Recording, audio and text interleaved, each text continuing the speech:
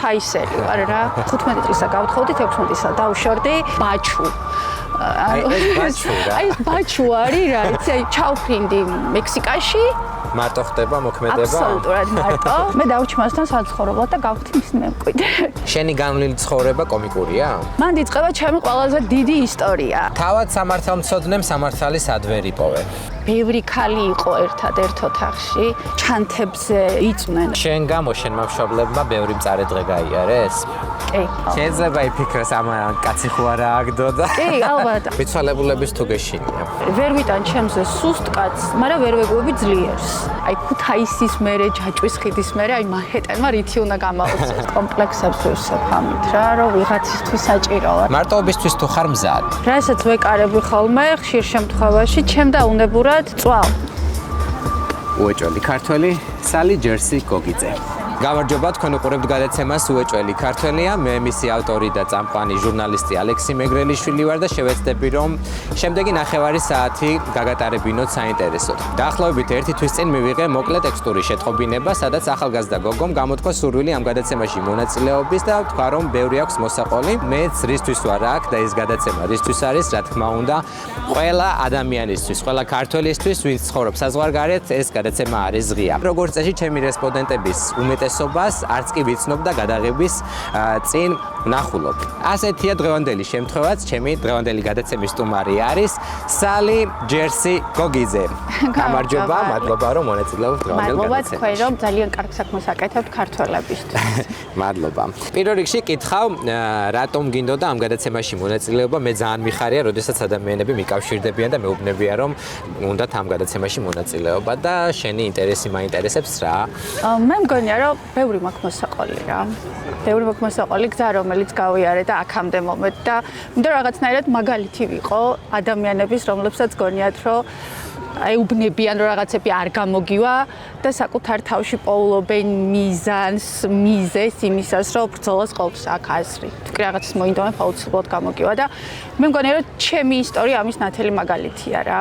არასოდეს არ არის არაფრის დაწყება გვიან თუ კი მოინდომებ რა და თუ კი გულით გინდა ამის კეთება რა. კი ბატონო, სანამ უშუალოდ გადავალთ ინტერვიუზე, მოდი გაეცანი მაყურებელს, საიდან ხარ, სადაური ქართველი ხარ და რამე ორი სიტყვით რაც ქუთაისში დავიბადე და გავიზარდე. გიჟდები ჩემ ქალაქზე და ყოველთვის მიამაყება რომ ამ ქალაქიდან ვარ. ოღონდ ქუთაისი არა. ქუთაისელი ვარ რა და სადაც არ უნდა წავიდე, ყოველთვის ვთვლი რომ ეს ქალაქი ყოველთვის ჩემთან არის და ჩემია და ჩემთან იმდენად ახლოს არის რომ ხშირად მქონია ხოლმე მომენტები რომ აი მეგობრები გავდივართ მანჰეტენზე და სულ ხუმრობ ხოლმე ამ საკითხზე რა. აი ქუთაისის მერე, ჯაჭვის ხიდის მერე, აი მანჰეტენმა რითი უნდა გამაოცოს თო რა. მართლა ეკრა, იმიტომ რომ მე როგორც ჩამოყალიბდი ამ ქალაქის დამსახურება არა, ეს სიყვარული, აი სითბო, ადამიანების მიმართ სოლიდარობა, ეგ ყველაფერი ამ ქალაქმა მასწავლა რა. ურთიერთობები მასწავლა ამ ქალაქმა და ყოველთვის ვიცახი რომ მე კი ქუთაისელი ვარ რა, სადაც არ უნდა ვიყო რა. ხო, ჩემზე რაც შეეხება, ერთი ჩვეულებრივი გოგო ვარ. ვთვლი რომ ოდნავ განსხვავებული ყველასგან. რაღაცნაირად მთელი ცხოვრება ვცდილობდი სტერეოტიპები მენგრია და არ ყოფილიყავი სხვებისნაირი. რას გულისხმობ? ეს შეგრძნება რომ ცოტათი ან ძალიან განსხვავებული არის სხვებისგან, ბევრ ადამიანს აქვს. მოდი აი შენ რა გაფიქრებინებს ამას რომ სხვებისგან ხარ გამორჩეული და რაღაც შენი ნიშა გაქვს, რითაც ხარ შეიძლება სხვებზე უკეთესი. არ ვთვლი რომ სხვებზე უკეთესი ვარ. მე ვთვლი რომ რაღაცებს ცოტა სხვაგვარად აღვიქვამ რა. ცოტა სხვანაირ ოჯახში გავიზარდე რა, ცოტათი ტრადიცია, აი მამა რაღაც ეგ დედა მასწავლა პედაგოგი და მიუხედავად იმისა, რომ ზემოთ აღნიშნულ რაც ვილაპარაკე ჩემ ქალაქზე, მაინც რაღაცნაირად სნობური დამოკიდებულებები აქვს, როგორც ყველა პროვინციულ ქალაქს. და მაინც ცხოვრობენ სტერეოტიპებით. ბავშვობიდან მოყოლებული ვცდილობდი მენგრია სტერეოტიპები და არასდროს არ ქონოდა სხვისაც ჩემ ცხოვრებაზე გავლენა. ხშირ შემთხვევაში მქონდა რაღაც ბრძოლა თუნდაც ოჯახთან, ჩემი განსხვავებული აზრის გამო რა.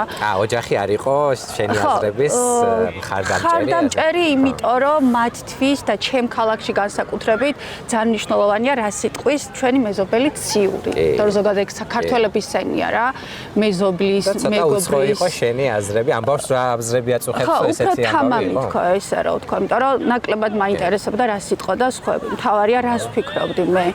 ამან რაღაცნაირად ცხოვრებაში სტიმული მომცა რა. მე ვარ ქუთაისელი და არა ქუთეისელიო.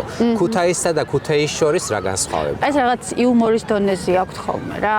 ქუთეისელი ხარ, აი ეს რაღაც თითქოს დამაკნინებელად ამბობენ თქო რა, ესე მგონია, იმიტომ რომ რთული ამ ქალაქს არ შეხედო იუმორით, რა თქმა უნდა, მაგრამ წეგან თქვი რომ გავლით ხარ ნამყო, ვერ გაიგებ ამ ქალაქს გავლით რა. იქაური უნდა იყო რა. ის ყველა ემოცია, რაც იმ ადამიანებისგან მოდის, შიგნიდან უნდა იყო. უნდა დაიბადო ქუთაისელად, რომ იგრძნო რა არის ეს ქალაქი რა. ის განსაკუთრებული ნიშა, რაც აქვს ქუთაისელს რა, ბაჩუ. აი ეს ბაჩუ რა. აი ეს ბაჩუ არის რა, იცი? ბაჩუ არის დიდი ფილოსოფია აშკარად. ხვდები, მაგრამ აი შენ როგორც ქუთაისელმა უნდა ამიხსნა რაც ნიშნავს. სიყვარული ერთი სიტყვით რა. აი ყველაზე ახლობელს, ყველაზე საყვარელ ადამიანს მოფერებით რაც შეიძლება დაუძახო, ანუ ერთ სიტყვაში რა, მიყვარხარ ბაჩუ და მორჩა რა. ეგ არის ქუთაისი. სხვა შორის ნახე, ერთადერთი ქალაქი არის მსოფლიოში, რომელსაც აქვს მეობის ძეგლი. იცი რა არის ეგა? არ ვიცი.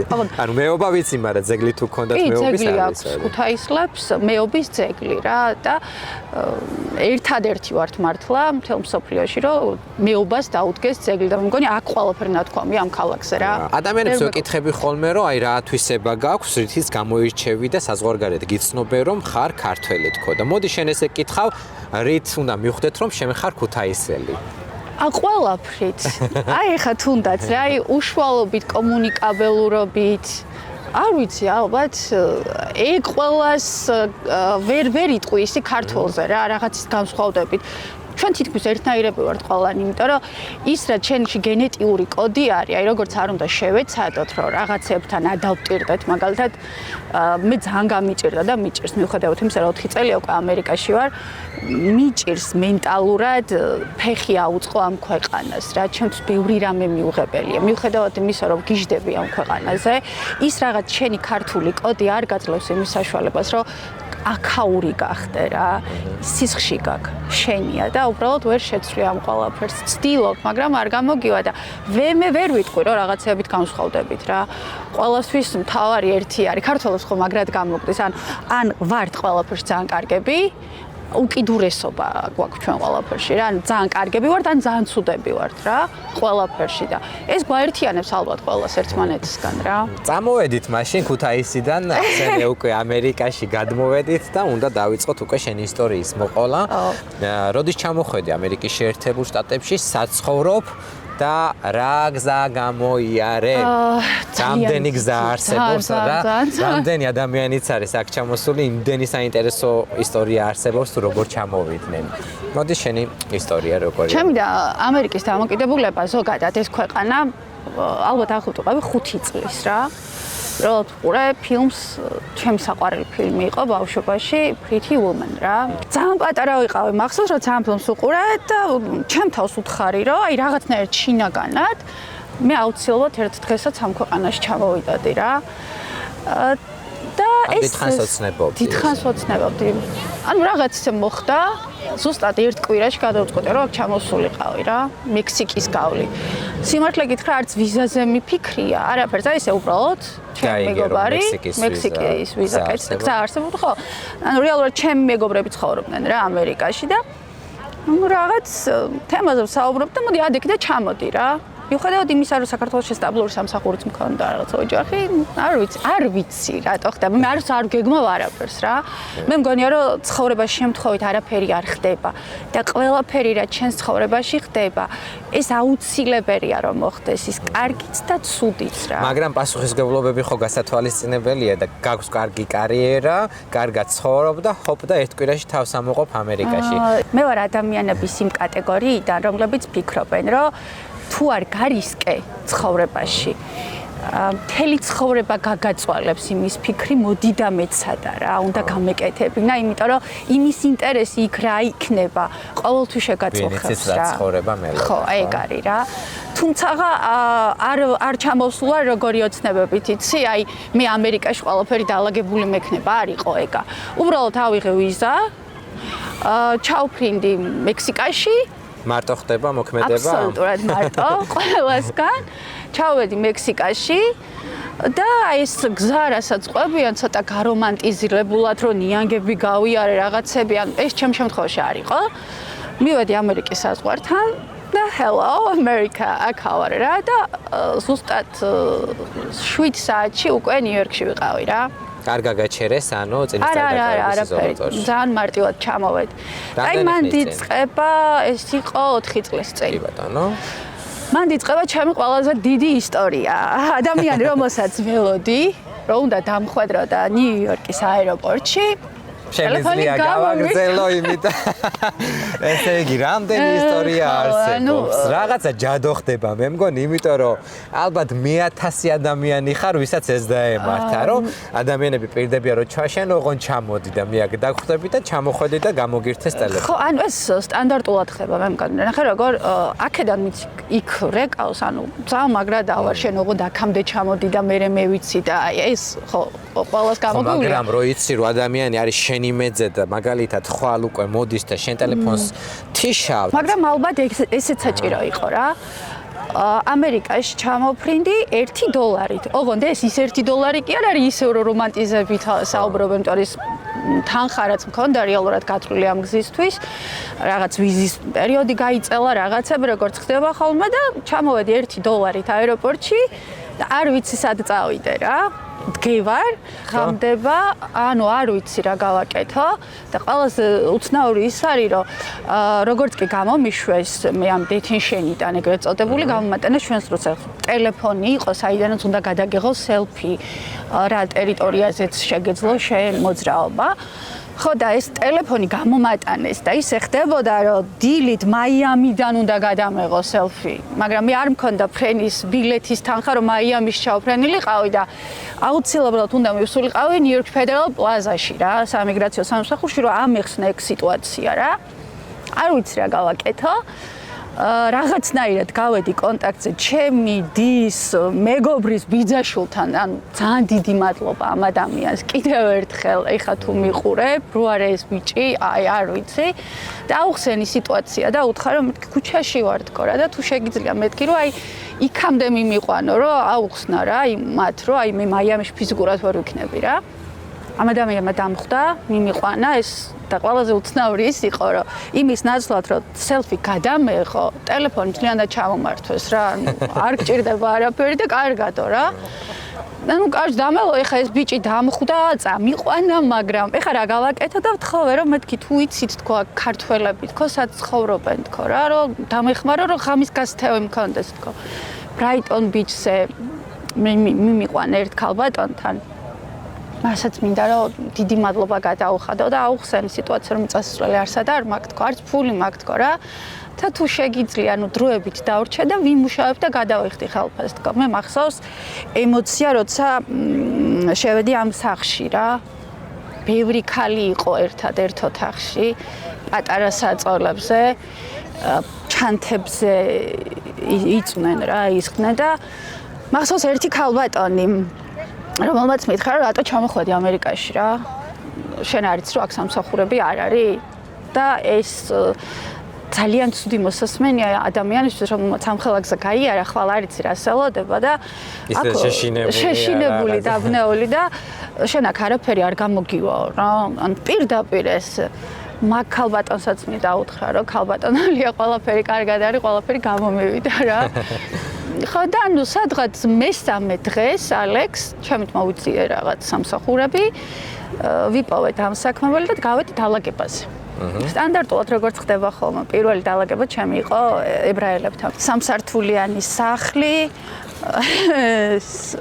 დალაგება მომიწია და ბოლოს როცა დავასრულე დალაგება მახსოვს ამ ქალბატონმა კბილის ჯაგრისი მომცა რა და მეტლახებს შორის არის ხაზები და ეგ ხაზები უნდა გამისუფთავებია გამეხეხა რა და ეს მომენტი მახსოვს ალექს გარეთ რომ გამოვედი სამუშაოს მერე 1 საათი ჩემი ცხოვრების როგორ გავიდა ტირილში რომ მეთქი ანუ იცი რა არის რთული დატოვა ყველაფერი საქართველოში ერთ დროს შენ ყავდა ის დამლაგებელი და უცებ შენ ხდები ეგ ყველაფერი მენტალურად ძალიან რთულია ამის გააზრება რა. რაც არ უნდა მზად იყო, ხო? ხო, აი ეგ სხვა რაღაცა არის რა. საქართველოში ალბათ ეხა ბევრი უყურებს რა ამ გადაცემას და ფიქრობს და მსმენია კიდევაც აი მანდ ვიყო ამერიკაში და ანუ ეგრე არ არის რა. აი აქ რაღაცები თუ არ დაძლიერს შენ თავში და შენ თავში არ იპოვე ძალა იმის რომ მენტალურად უნდა იყო ძლიერი, იმიტომ რომ ამ ქვეყანაში შეუძლია ძალიან რომ გაგტეხოს რა. და ის $100 მახსოვს ყველაზე მეტად, რომელიც პირველად გამოვიმუშავე. მერე იყო მეორე დღე, ანუ იმდენად მოვიწონი ამ ქალბატონს და რატო არ მოვეწონებოდი. ისე კარგად დაულაგე. მის ახლობებს მისცა ეს სამსახური, ესა ჩემი საკონტაქტო ნომერი, შემდეგ მათთან და ძალიან მალე, სადღაც ერთ თვეში დამიკავშირდა ერთ-ერთი დამსაქმებელი, ვიპოვე ოჯახი, ბებია, 94 წლის, ბეტი. არა, ნიუ-ჯერსიში. ბეტი, რომელმაც ჩემს ცხოვრება ძალიან მალე შეცვალა ამ ოჯახმა რა. აბა მოყევი. არანაირი ექსპერიენსი, ენაც ის ინგლისური მე რო მეგონა რომ საქართველოში ინგლისური ვიცოდი, აქ აღმოჩნდა რომ არაფერი არ ვიცოდი. ხო და მოკლედ მივედი გასაუბრებაზე.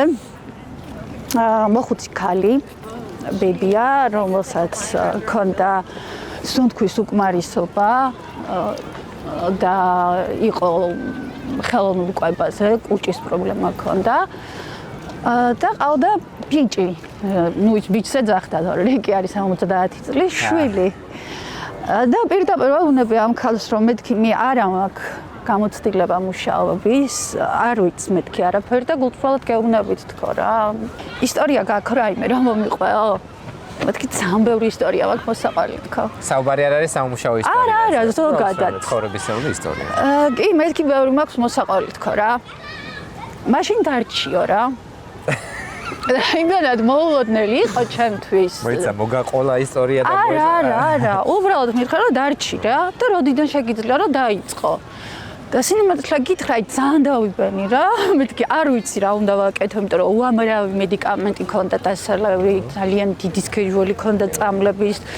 აი მანდ ეს ქალი არ შემოგვაყოლეს. ხო, და აი ძალიან შემეშინდა. თან ჟანგბად დამოკიდებული იყო, აპარატზე იყო რა და ჟანგბადის გარეშე ვერ სუნთქავდა. მაგრამ გონებაზე იყო. არა, აბსოლუტურად აზროვნებდა. ეს იყო ყოფილი მსახიობი, შემდეგ ბიბლიოთეკაში მუშაობდა, ძალიან განათლებული ლედი იყო რა, ძალიან საყვარელი და მოკლედ დავიწყე ამ ქალბატონთან და ქონდა საოცარ დეპრესია.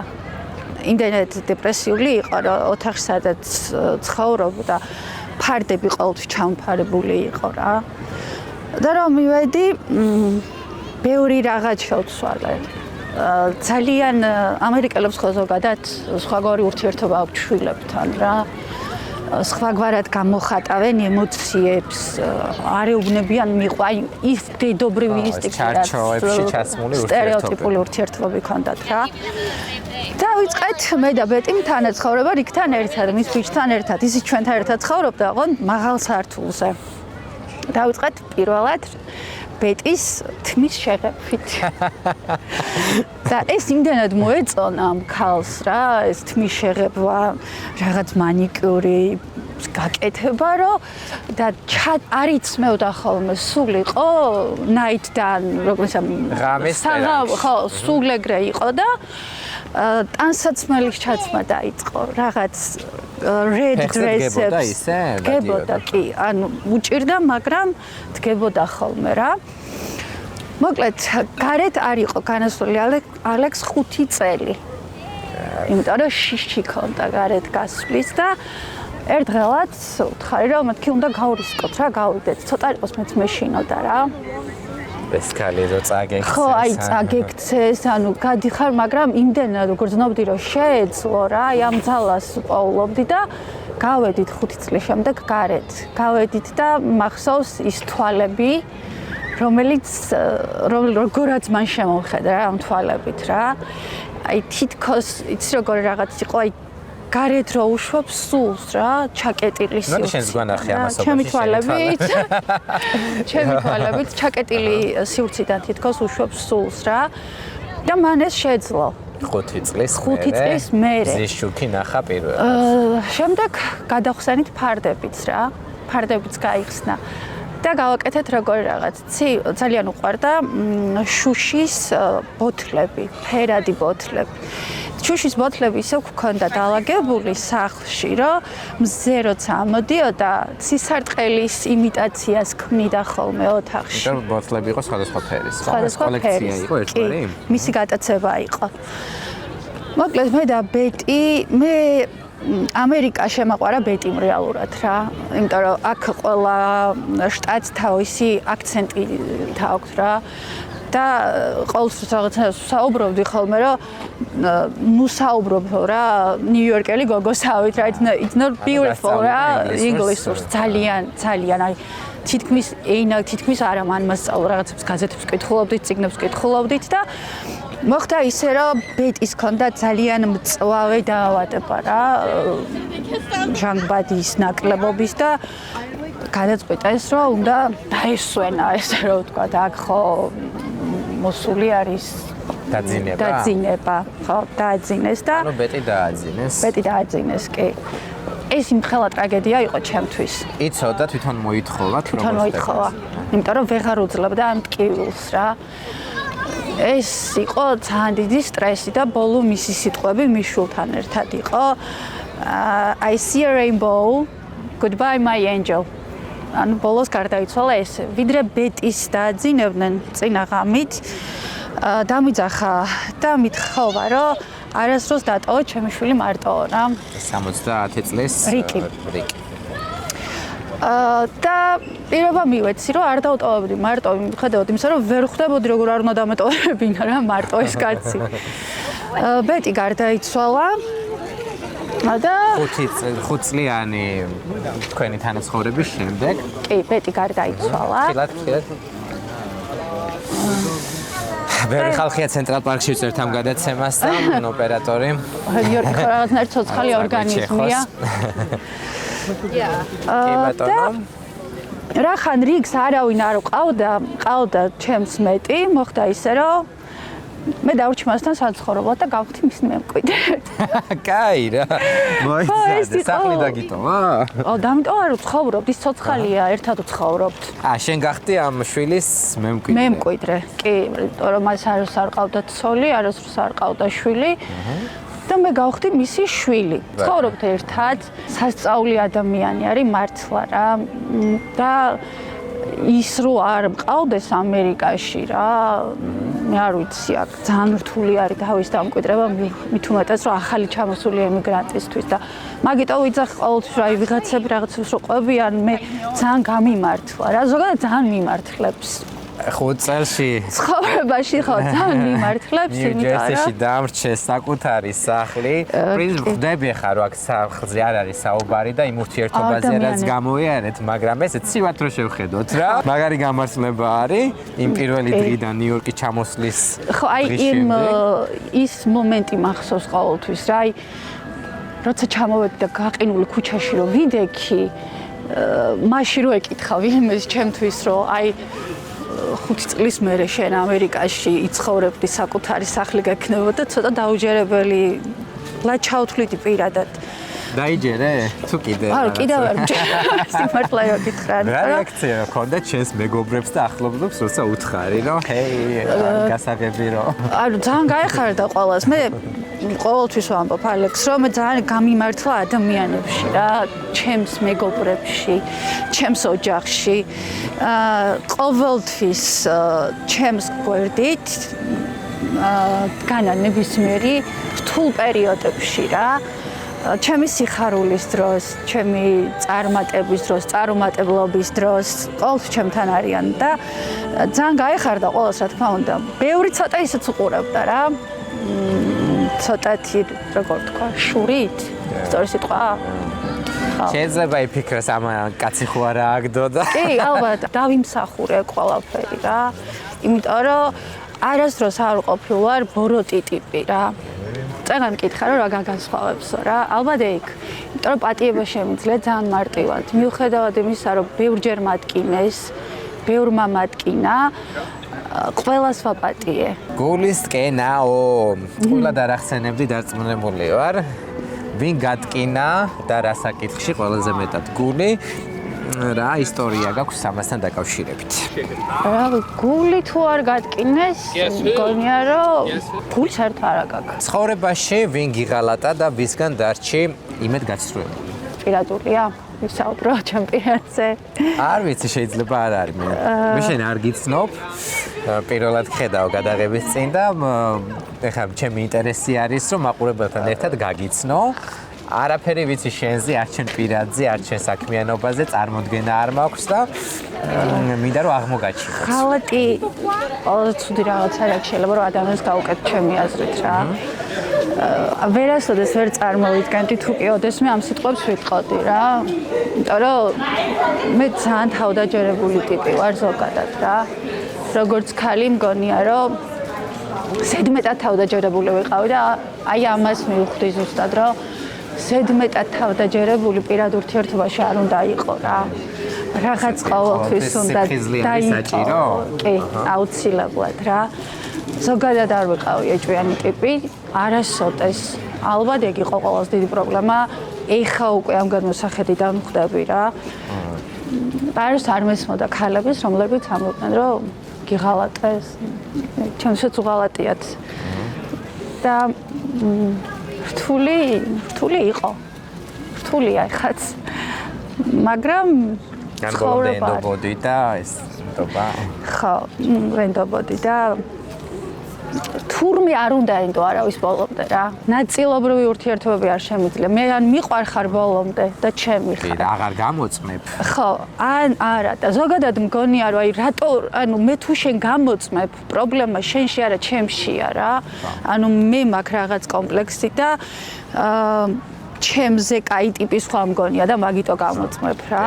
ეგრე ვთვლიდი, მაგრამ ხადაგეც არ არის თუ ხად ეგრეც არ არის. მაშინ რა გამოცდილება შეგძინა და ურთიერთობებში შენი დამოკიდებულება როგორ შეიცვალა ამის მერე? ენდე მაგრამ შეამოწმა რა. ვერ ვიტან ჩემზე სუსტ კაცს, მაგრამ ვერ ვეგუები ძლიერს.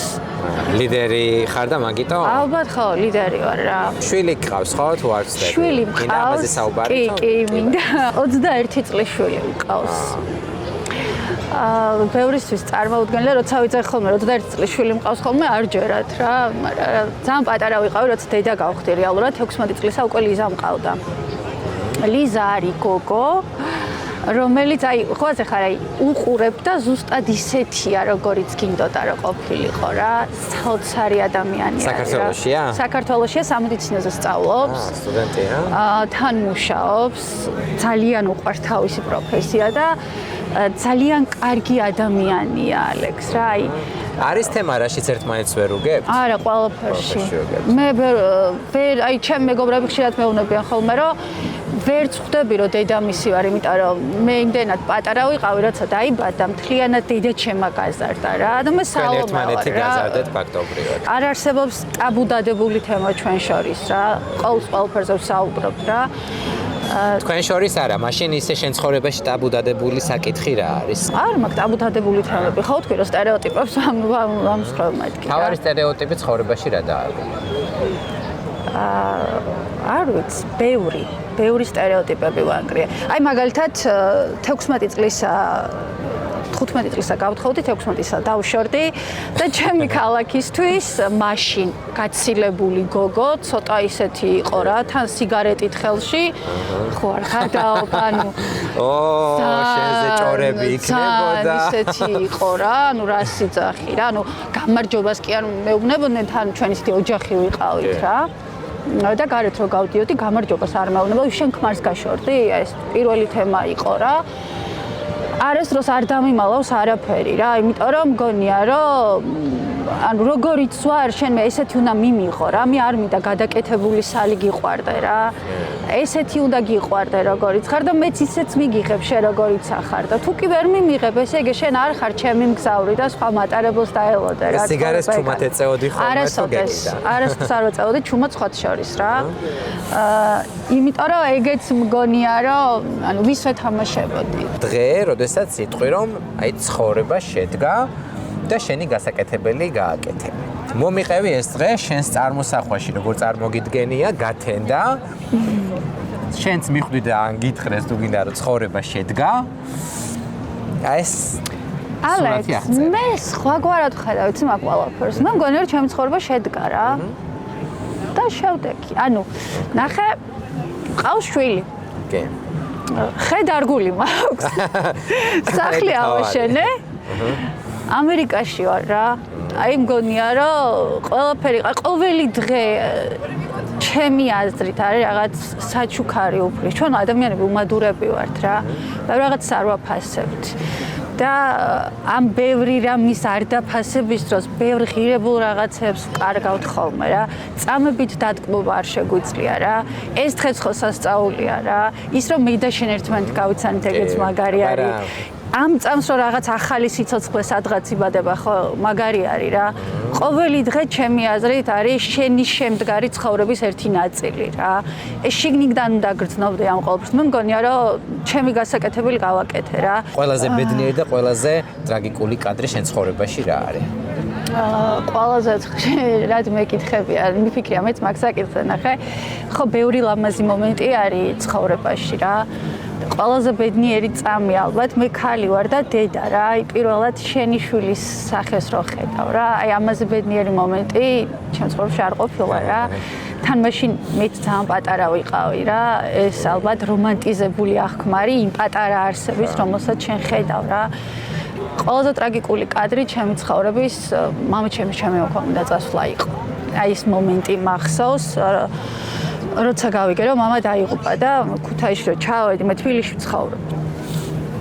და ის ჭიშკარი მახსოვს, ხია ჭიშკარი მახსოვს და ის გაყინული ჩემი თავი მახსოვს რა, წამში გავისარდე. აი იმ წამს თითქოს ახალი სალი დაიბადა რა, რომელიც სულ მარტო დარჩა სამყაროსთან და უნდა ებრძოლა რა. უკვე საკუთარი თავისთვის უნდა ებრძოლა, იმიტომ რომ ყოველთვის მამა აგვარებდა ყველაფერს რა. მამა რაღაცნაირი კედელი იყო რა, დიდი კედელი და აი ეს კედელი რო ჩამოინგრა და მარტო დარჩი საკუთარ თავთან, აი მაგის გააზრება იყო ყველაზე ტრაგიკული რა. შენი ცხოვრების ხარისხი ამერიკაში გაიზარდა თუ შემცირდა? ხარისხში შენ რაც გინდა ის ჩათვალე, თუ გინდა ურთიერთობები, თუ გინდა ფინანსური მდგომარეობა, რაც შენთვის ხარისხია, ისეთი პასუხი გამეცი. შემცირდა რა. რაღაცნაირად, იმიტომ რომ ალბათ ამეთანხმები იმაში, რომ ეს ქვეყანა გაძლევს შესაძლებლობებს მატერიალური თვალსაზრისით თუ ჩავთვლით, რომ შენი ყველა ოცნება და მოთხოვნილება დაიკმაყოფილო რა. ან მას თუ ვერ ახერხებ დღეს გააკეთებ ერთი თვის მერე ან ერთი წლის მერე, მაგრამ ყველაზე დიდი დეფიციტი რაც არის, აქ არის ადამიანური ურთიერთობების რა. ურთიერთობების სინაკლებია რა. შენი აქ ხარ მაგრამ სახში არ ხარ რა. საქართველოში რა საქმიანობდი? შენი პროფესია რა? პროფესიით იურისტი ვარ, გამომძიებლად მუშაობდი. გამომძიებელი რა. ხო.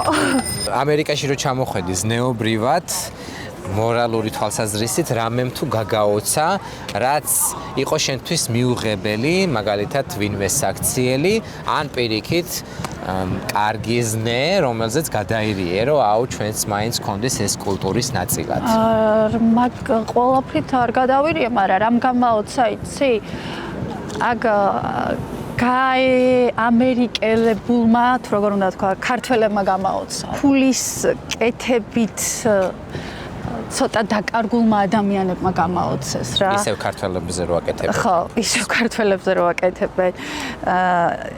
$100-ზე გამოკეთ. ძალიან მიყვარს ცი რომელი მომენტი დათა თუთაშხიაში.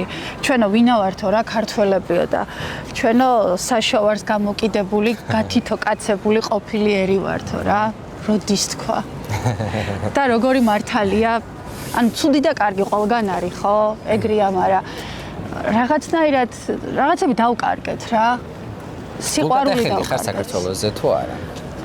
რაღაც მომენტში კი. უფრო მეტად რაზე ვარ გულგატეხილი? ადამიანებმა რომ სიყვარულის უნარი დავკარგეთ, ამაზე ვარ გულგატეხილი. ადამიანობა დავკარგეთ რა. საძულველი საგანი რა გქონდა სკოლაში? აუ, ვერ ვიტან მათემატიკას, ტაბულა დღემდე არ ვიცი. მე ქიმიას. ფულს თუ ეხება საქმე, აი მაგ დროს უსია უკვე ვითვლი. აჰა. ანუ მაგდენი მისწავლე რომ ფული გეთვალა და დანარჩენი. ფულს ვითვლი კარგად რა. მაგრამ 7 ჯერ ვარ, ეხლაც არ მახსოვს რამდენია. მიცვალებულების თუ გეშინია? აუ, ძალიან განსაკუთრებით შიში მამას გარდაცვალების მერე დამოჩნდა რა. შეიძლება თქვათ ხოლმე რომ ცოცხალს არაფერი უქნიან მკვდარებმა რა უნდა დაგიშაოს, მაგრამ ანუ არ ვიცი, ცუდი შეგრძნებაა რა. ალბათ იმის გაცნობიერება აქვს ეცნობიერში, ცუდი შეგრძნება, რომ ერთხელ მეც აღარ ვიქნები რა. ვეღარ ვიგრძნობ ამ ყველაფერს, რაც დღეს მე ბედნიერს მხდის რა. აი ამზეს, აი ამ ყველაფერს რა ვარ. იქნები უკეთესი მზეა. იქ აურობის არ მჭერა. ვერ ვუშვებ, რომ იქ შეიძლება რაღაც არსებობდეს რა. იქ შეიძლება ეს რაღაც ისე ჟღერდეს რა. ჩვენს რწმენასთან, მაგრამ გულწრფელად არ მჭერა იქაური არსებობის რა. მე მჯერა სიკვდილის შემდეგ სიცოცხლის. აღარ ნახე როგორ ადამიანები მაშინ კვდებიან, როცა მათზე მოგონებები კვდება რა და ყოველთვის ვცდილობ, რომ ისე ვიცხოვრო, მე როცა აღარ ვიქნები ამ ქვეყნად რა, ერთმა ადამიანმა მაინც გამიხსენოს რა თბილად რა. ეგ არის ყველაზე მნიშვნელოვანი, თორემ მე რა იქნება რა მნიშვნელობა აქვს რა. თავარი აქ როცა ხარ, რას აკეთებ რა. აქ რა სიყვარული დატოვე, აქ რა სახელი დატოვე, რამდენ ვინმეს დაეხმარე, ვის ატკინე. მე სულ ამაზე მიფიქრება ხოლმე და იქ ყველანი მივალთ ადრე თუ გვიან რა. ჩემთვის აქაურობა უფრო მნიშვნელოვანია, ვიდრე იქაურობა პირიქით. თავარი რისკი რა გაწია ცხოვრებაში? ამერიკაში ჩამოსვლა იყო ყველაზე დიდი რისკი რა. ამაზე მეტი რისკი რავი რა. გალი წამოხვედი მექსიკით მარტო. ჩამოვედი, ხო, ანუ ამაზე დიდი რისკი არა, მაგრამ ცხოვრება კი, მეცინება. მთელ ჩემ გავლილი ცხოვრებას მეცინება რა. შენი განვლილი ცხოვრება კომიკურია? მე მგონია, რომ ჩემი გავლილი ცხოვრება ტრაგიკომედიაა. ოღონდ ისეთი რა. რომელსაც სჭირდება სპეციფიური მაყურებელი რა. შენს ავტობიოგრაფიულ წიგნს რა შეიძლება რომ დაერქვას? ჩემს წიგნს გოგონა წითელი თმებით. რამეს გამოხატავს ეს წითელი თმები თუ უბრალოდ მოგწონს და ფერის ამბავი? არა, მომწონს და თან მგონია, რომ რაღაცა ის ცეცხლია რა. რაც შიგნიდან გაქვს რა. ყველაფერი ხო შენ გამოგხატავს ცხოვრებაში რეალურად, ქვეცნობიერად რასაც აკეთებ რა. შენი სამოსით, შენი ვარცხნილობაც ყველაფერი რაღაცნაირად შენ გამოგხატავს რა და ესეც ამ შემთხვევაში შენ გამოხატავ ცეცხლს ამ შემთხვევაში თუ რა არის შენი პასუხი ამაზე? ხო, კი. იმიტომ რომ რასაც ვეკარები ხოლმე ხშირ შემთხვევაში ჩემ დაუნებურად ვწვალ. მოტივაციას არაფერი გიგდებს? არასოდეს. პირიქით, როცა მეუბნები რომ რაღაც არ გამომდის, არ გამომივა, ყველაზე დიდ მოტივაციას ეკმაძლევს, რომ პირველ რიგში საკუთარ თავს უმტკიცებ, რომ აი მე შენზე მაგარი ტიპი ვარ, რომ ქალი სიჯიუტე. აუ ძალიან ჯიუტი ვარ რა, ის თუ ჩამერთო რაღაც, ძალიან ჯიუტი ვარ ხოლმე რა მაგას. შენს იურისტ კოლეგებს საქართველოში რა არჩევას მისცემთ? თავის დროზე, როცა მე მაგ პროფესიას ვირჩევდი, ძალიან მჯეროდა სამართლიანობის, იმიტომ რომ ზოგადად ძალიან სამართლიანი ადამიანი ვარ რა. როცა ეს გზა ვირჩიე, იქ შევხედე, რომ ჩვენ სამართალი ზოგადად არ აქვს ქვეყანაში რა და კონსტიტუცია ერთი ლამაზი წიგნია უბრალოდ ჩვენ შემთხვევაში, რომელიც კონკრეტულად ადამიანებზე კი არ არის მორგებული რა. კონკრეტულ ხელისუფლებაზე არის მორგებული. კომპრომისებზე მიდიოდი? არასოდეს. შეიძლება ბევრს ატკინო, ბევრი არასწორი გადაწყვეტილება მიიღო, მაგრამ ყველაზე მთავარი ის გარდამავალი წამია რა, შენ თავთ არ ორჩები ერთი წუთი. რამდენად სამართლიანი იყავი შენს გადაწყვეტილებაში, ან იმ კონკრეტულ кейსში რა. თავად სამართალმცოდნემ სამართალის ად ვერ იპოვე. ვერსად. და რა სამართალს ეძებდი? ან ეძებ? მთელი ცხოვრება რაღაცას ვეძებ რა. სიმართლე რო გითხრა, ოღონდ რას ჯერ არ ვიცი რა. მთელი ცხოვრება რაღაცას გაურბივარ და არ ვიცი სად მივბივარ. ალბათ როცა ვიპოვე, მე დაგირეკავ და კეთყვი თავიდან ჩავწეროთ რა. ვერ ვიპოვე სამართალი რა და გააჩნია სიმართლე ხშირად იძახიან რომ ერთიაო. მე არ ვეთანხმები რა. ყოველს თავისი სიმართლეა. ყოფით ცხოვრებაში ამბობ თუ შენს პირადში ამბობ? ზოგადად ცხოვრებაში. მარტოობისთვის თუ ხარ მზად, რომ არავინ გამოჩეს შენს პირად ცხოვრებაში. უშვებ ამას რომ მარტოობა დაბერდე? მე ყველაზე მეტად მეშინია მარტოობის. მაგრამ ყოველთვის მზად ვარ რა. დედასთან როგორი ურთიერთობა გაქვს და მისგან სწავლობ კიდე რაღაცებს თუ რაღაც ეტაპის მერე ადამიანი რიდათ ვეღარაფერს სწავლობს და მერე შეიძლება თვითონაც კი ასწავლიდეს საკუთარ მშობელს რაღაცებს. დედა ბევრი რამე გააკეთა ჩემს გამო რა. დედა რო არა წარმოიდგინე თლიანად ჩემი ცხოვრება დედა ჩემი და მამა ჩემი იყვნენ რა. აი 16 წლისა ბავშვით ხელში რომელიც თავიდან იწყებდა ცხოვრებას იმ ქალაქში სადაც ადამიანები სხვისი ცხოვრობით ცხოვრობდნენ და მე არასდროს არ მქონია ის განცდა რომ შვილი მელოდებოდა სახლში უნივერსიტეტი მასწავლებლები სამსახური ყველაფერი დედა იყო რა მთლიანი პასუხისმგებლობა ლიზას დედა ჩემზე ქონდა და მისგან ვისწავლე როგორი უნდა იყოს კარგი დედა რა შენ გამო შენმა მშობლებმა ბევრი მწარე დღე გაიარეს? კი და სულ ეს კომპლექსი მქონდა რაღაც შინაგანი რა რომ არასწორად ვატკინე რა დედა ჩემს ბევრჯერ ვატკინე დაუმსახურებლად თუმცა არაფერი არ შეუმჩნევია რა იმიტომ რომ ეს რაღაცნაირი მსხვერპლი იყო ალბათ იმიტომ რომ დედა ჩემისთვის ის საზოგადოება რომელშიც თვითონ არის ძალიან მნიშვნელოვანია მათი აზრი ჩემთვის ყოველთვის უმნიშვნელო იყო სხვისი აზრი და ეს ყოველთვის დისკომფორტს გვიქმნიდა მე და დედას რა დღესაც ეგრეა ძალიან მყარად უნდა მდგარიყო მყარი ნერვებით იმ საზოგადოებაში იმიტომ რომ ის პედაგოგი იყო პედაგოგის შვილი ის იყო დღესაც გადაცემაში შემოვიდოდი გთხოვ ისეთი რამე არ თქვა რომ თავი მომდო დედა მე მგონი არაფერს ისეთ არ ვიძახი ხო ნუ ეგეთი ვარ პატარა ბავშვით გტოქსავს ხოლმე დღემდე თუ აღარ სულ გამათავთ ხოლმე სულ მეუბნება რომ გეყოფა გაიზარდე რა შენი ქარიზმა რა არის ჩემი სიმართლე ალბათ. პირდაპირობა. ალბათ ამას ვიტყოდი რა პირდაპირობა და გულწრფელობა. და გულწრფელად გეუბნები რომ შენ ძალიან კარგ საქმეს აკეთებ, რასაც აკეთებ. იმიტომ რომ ეს ემოციები ჭირდება ხალხს. რა მინდა იცი უთხრა შენს მაყურებელს ალბათ ამ გადაცემას ახლა ბევრი პატარა გოგო ნახავს, რომელიც დაბნეულია, დაკარგულია. რომელსაც ისევე აკრიტიკებენ ალბათ როგორც თავის დროზე მე და ყოველს უთხრა რომ არც არ შეგეშინდეთ რა ყოველთვის ეცადეთ საკუთარ თავში იპოვოთ ძალა და არასოდეს არ დაკარგოთ თქვენში ბავშვი რომელსაც ლამაზი სხაპრების ჯერა შენ თუ ირწმუნებ შენს ძალას ამიჯერა ყველაფერი გამოგივა რა შენი ქალობა თუ გამოგიყენებია რამეში? კარგად ან ცუდად? კი. აბა მო. უფრო ძირითადად გასაუბრებებზე რა საქართველოში რა. გოგოები უფრო მარტივად აყავთ ხო აი ცოტა სიკეკლუცე და ეგ არის რა აყვანილია. ამერიკაზე ოცნებობდი ძალიან დიდი ხანი როგორც მითხარი. რა გამოდგა სტერეოტიპი და ტყუილი, რაზეც ცოტა არ იყოს და იმედი გაგიცრუდა. ის რომ ამერიკა თავისუფლების ქვეყანაა. აქ და სამართლიანობის ბევრი უსამართლობა დავინახე რა. თავისუფლება ძალიან პირობითი არის რა ამ შემთხვევაში, რომ რაღაცნაირად სტერეოტიპული დამოკიდებულებები მქონდა მე პირადად რა ამერიკაზე რა, თუნდაც აი საბუთების თვალსაზრისით დღეს რაც ხდება ახლა ამერიკაში, მე მგონი არანაირი თავისუფლების ნორმაში არ ჯდება რა ადამიანებთან მიმართებაში. ეგ რაღაცა მაგ თვალსაზრისით გავიცრუა იმედები რა და არც ისე მარტივად ლაგდება აქ რაღაცები, როგორც საქართველოში გვეგონა, ან მეგონა, ან ბევრს გონია რა.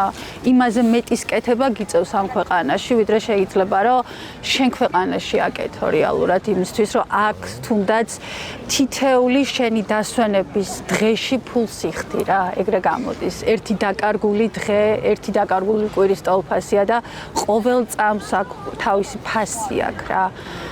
ეს ცოტა რთული არის ჩემთვის რა. შენი გეგმები როგორია? ამ მემკვიდრეობით მიღებულ ამერიკულ სახლს გაყიდი და წახვალ საქართველოში რაღაც პერიოდის შემდეგ თუ შულსაც აქ ჩამოიყვან და აქ დაიდებ საბოლოოდ? საბოლოოდ აქ ვერ დავრჩები. იმიტომ რომ აუცილებლად დაბრუნდები საქართველოში. ეს სახლი იქნება სახლად აუცილებლად. ხო. სამომავლო გეგმა არის რომ კაფე მინდა გავაკეთო ქართველებისთვის, სადაც ნიუ-ჯერსიში, სადაც ოჯახურ გარემოში იგრძნობენ თავს ადამიანები და აი იმ სახლურ გემოებს იგრძნობენ, რასაც სახლში იგრძნობენ. კარგი მზარეული ხარ თუ? საოცარი. კარგი ბიზნესმენი? არა, უფრო მზარეული კარგი ვარ, ვიდრე კარგი ბიზნესმენი. ხომ არ ნანობ რომ მომწერე ამ გადაცემაში მონაწილეობაზე?